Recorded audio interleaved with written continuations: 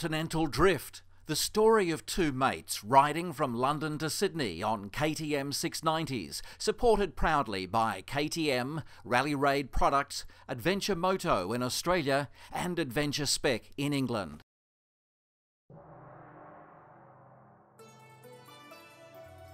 National Highway Road G219 winds its way through the Himalayan plateau and would take us to Mount Everest Base Camp.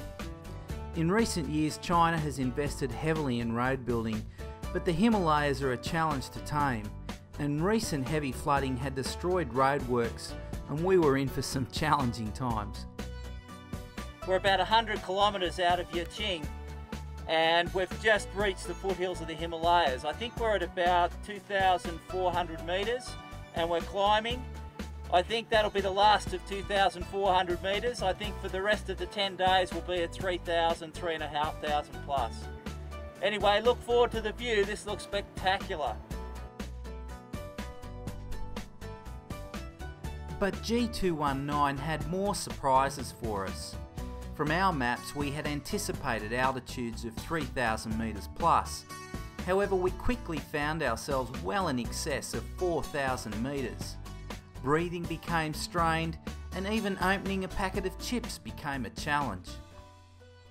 So we're at 4,200 metres, and this is what happens to a packet of crisps. And now we've got to open them. And I don't know how to do that. I think, what do you reckon? Put a hole in? No, just pull them apart. But opening a packet of chips were the least of our worries. On this day, G219 climbed up to a pass at 5,000 metres or 18,000 feet in the old money. At these altitudes, wrestling bikes quickly becomes exhausting. About 4,800 metres. We're doing it pretty tough. Fighting lack of oxygen and having to contend with trucks throwing up the dust like this. You can't see. It's very tough. This is getting really challenging now.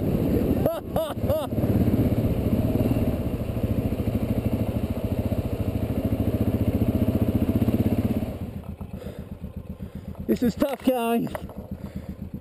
We're at 5,000 metres or just under 5. This road is tough. John's got through now. Oh, there's a bit of breathing to be done. Late that night, we arrived in our accommodation, basically an outpost in the middle of nowhere. And in the morning, John Pullen reflected on our previous day's riding. What can I say about yesterday? It was fairly challenging, very challenging in fact. We were at altitudes up to 5,000 metres, so oxygen levels were quite deprived, and the state of the roads are horrendous. But that's not quite the case. A lot of road G219 is newly formed tar. China is putting in a huge effort to get this road sealed, and once that is complete, the magic of the adventure of this road will be lost. But for us, we would have to earn our entry into Tibet. Well, I got a feeling this road's going to get rough now. I noticed a 20 kilometre sign. Every time I've seen that, life has got pretty tough. Anyway, let's see what the day holds for us.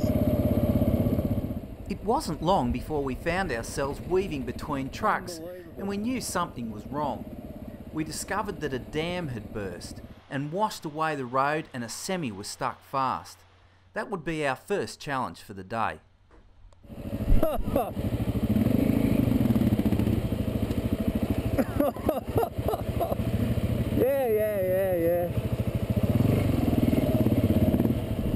Yeah. By the time John Pullen took on the crossing, there was a large audience of truck drivers. Our next challenge for the day would be my favourite Aussie dessert, bull dust, or fesh fesh as Darren and the two Johns called it. Riding through bull dust at the best of times is tiring, but taking it on at 4,500 to 5,000 metres is just exhausting. But as we reached Tibet, the road conditions improved. Time for some lunch before meeting up with some Tibetan yak herders.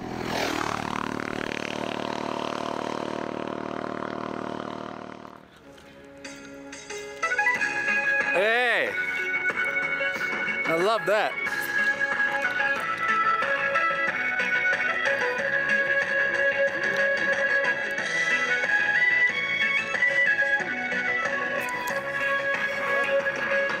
Colour and music are critical to Tibetan life. The bikes are brightly decorated and each colour has a purpose, be it to bring good luck, to keep the rider safe or to scare evil away. Throughout the countryside, prayer flags are found on mountain passes, on bridges, at the foothills of mountains and anywhere the local community choose that is important to them. The flags promote peace, compassion, strength and wisdom, but they are not prayers to gods. Tibetans believe the prayers will be blown by the wind to spread goodwill and compassion to all.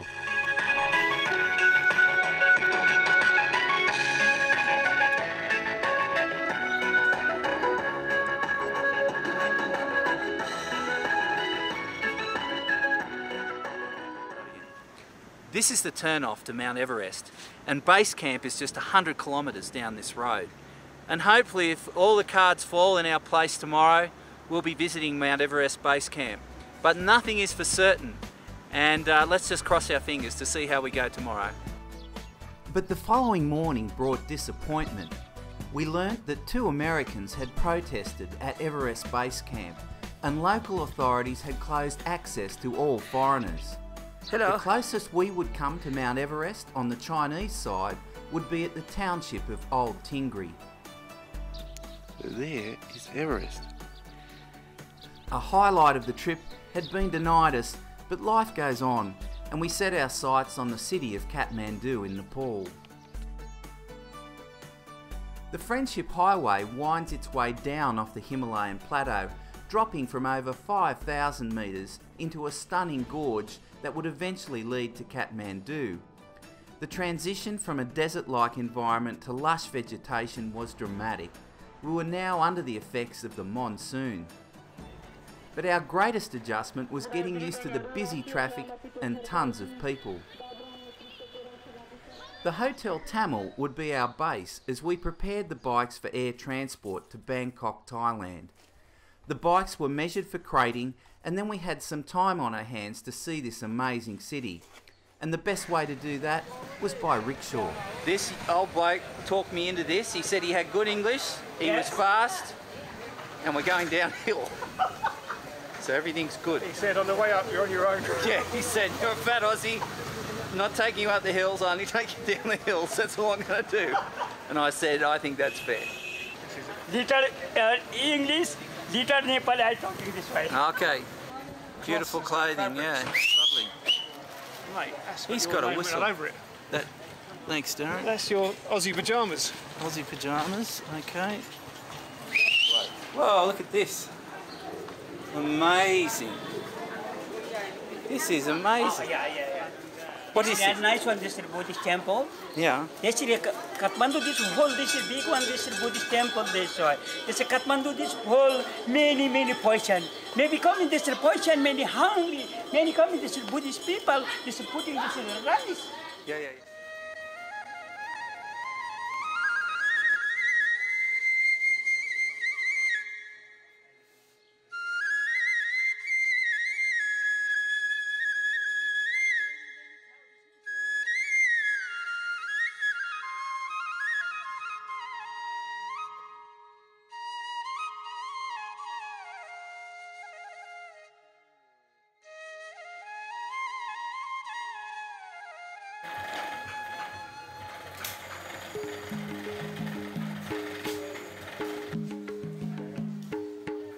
Continental drift, yeah? Continental drift.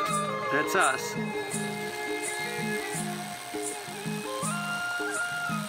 I'm feeling sorry for our rickshaw bloke. It's a bit of a flat. I'm a bit fat, and I don't want him to be blowing a poo-poo valve, pedalling us along.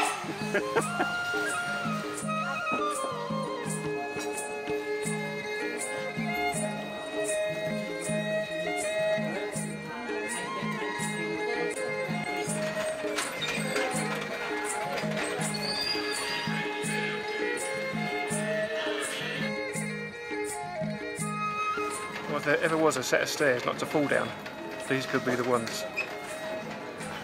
We departed from our rickshaw driver far more enlightened about life in Kathmandu, and believe me, he was far better value than the $250 we were about to pay for a 3-second glimpse of Mount Everest from the air.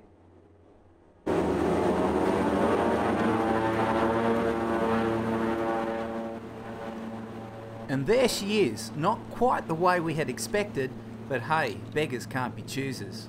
Next job, pack those bikes and fly to Bangkok and continue our ride down the Malay Peninsula before our final challenge, the deserts of Australia. They do this bike packing really fast. I mean, we just got here and already my bike's in bits, sitting on top of a pallet with the front wheel off, and Darren's is just about ready to go. Yeah, it's nice to be starting the second phase of the trip. It's quite a unique experience for us. Never done this before. The battery terminals have got to be covered up. The battery's disconnected.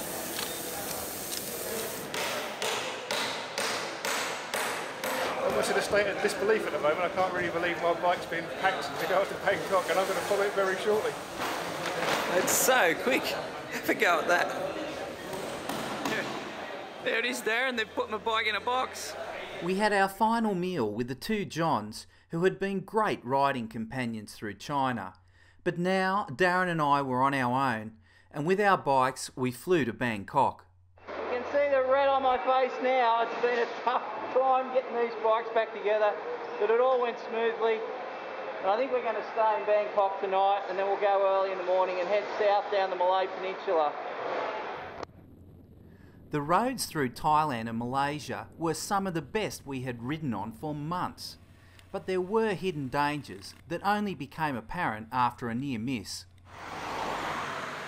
We're blasting down the Malay Peninsula after arriving in Bangkok. The roads are excellent, but there's a few tricks to the trade. There's a temptation on corners like these to go really fast.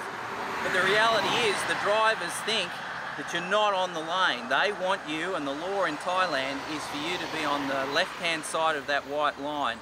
So they'll overtake and head straight at you. The other challenge was the heat and humidity, and if I saw cool water, I jumped into it, bike and all.